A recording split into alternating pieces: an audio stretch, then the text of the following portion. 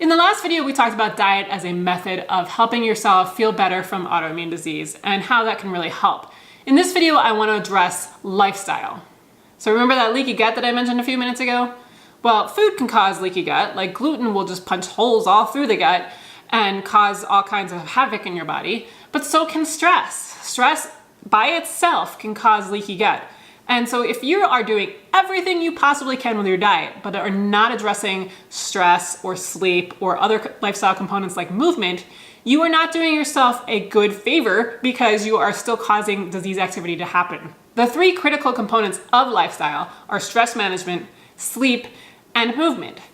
And you want to make sure that you are doing something to manage your stress, whether that's meditation or finding a hobby or just taking some time out for yourself. There's so many things that you can possibly do, but you need to address the stress and make sure that it is not ruling your life, because it is not something that you need or should have as a constant factor in your life. I know it's said all the time that stress is bad for you, but really it is, because it is one of the main contributors to all chronic disease, whether it's autoimmune in nature or not. And it's just one of those things that we can control. Stress is one of those stories that we're telling ourselves, and it doesn't necessarily have to be played on repeat that way all the time. It just causes so many physiological effects that are so bad for us. So it's critical to make sure that we can figure out ways to address that. And then sleep, as I mentioned in the video on the 3 things that you can do to help with autoimmune disease right now, is that it is not actually just a restorative thing that where we just lay there and nothing happens. They've actually had scientific studies coming out that say that there are critical bodily functions that happen while we sleep, like mineral rebalancing and detoxification, and just all kinds of things that help our body work the way that it should. When you have autoimmune disease, you want your body to work the way that it should. So if you are skimping on sleep, you are just hurting yourself. So do yourself a favor and get at least 7 to 9 hours of sleep, and practice good sleep hygiene, like using blackout shades, no lights in your room, no bright lights like computer lights or anything like that right before bed. If you have to, wear blue blocking glasses. Make sure you get plenty of actual light during the day. Keep your room at a cool temperature, preferably under 69 degrees if possible, and just have no other distractions in your room like your cell phone or anything like that. Now, the third critical component of this lifestyle stuff is movement or exercise.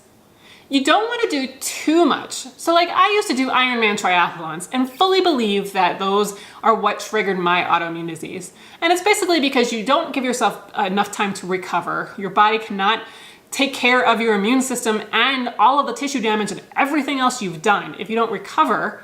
But it also causes leaky gut and a cortisol response, which is the stress hormone.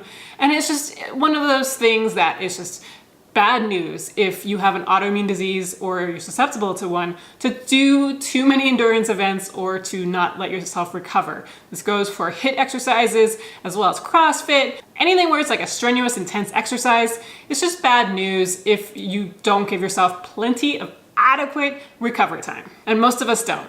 You also don't want to get too little exercise as well, because then your circadian rhythms, whether you sleep and wake cycle, those get all messed up. You have a decreased immune system response, and you have a decreased response to stress. It's not like you don't handle stress well. So you really want to be in the middle. If there's like a curve here, you want to be up here with activity. And one of the best things you can do if you have autoimmune disease for activity is walking.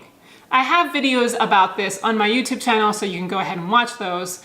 But really, walking is the ideal exercise because it gives you enough of the benefits of movement and exercise, but doesn't have all of the detractors of doing too much exercise that is too strenuous for yourself. The key thing to remember is that you need to get some sort of exercise in and movement in every day or most days. And this can also be things like yoga and Pilates and biking and swimming and all of these other things, as long as you just don't go too hard all the time. In the next video, I will get more into the diets that I recommend for helping with autoimmune disease.